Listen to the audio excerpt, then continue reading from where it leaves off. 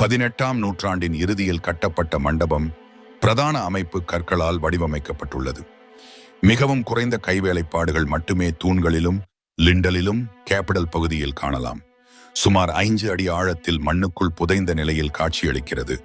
இந்த சிதலம் அடைந்த மண்டபம் கூரை கற்களால் பரப்பப்பட்டு செங்கல் மற்றும் சுண்ணாம்பு கலவையால் அமைந்திருக்கிறது. கிழக்கு பக்கம் பிரதான வழியும் தென்பகுதியில் ஒரு ஜன்னல் போன்ற அமைப்பும் உள்ளது. அரவமே இல்லாத நிலையில் உள்ள மண்டபம் மன்னர் காலத்தில் கட்டப்பட்ட ஓய்வு மண்டபமாக ஒரு புறமும் மறுபுறம் முஸ்லிம்கள் தோழுமிடமாகவும் இருந்துள்ளது. 100 ஆண்டுகளுக்கு மேலாக ஒரு இறை கொள்கையை ஓங்கி ஒலித்த இடம் இப்போது கைவிடப்பட்டு பயனற்று கிடக்கிறது. இந்த மண்டபம் குறிக்கும் கல்வெட்டு தகவல் எதுவும் இதுவரை கண்டுபிடிக்கப்படவில்லை.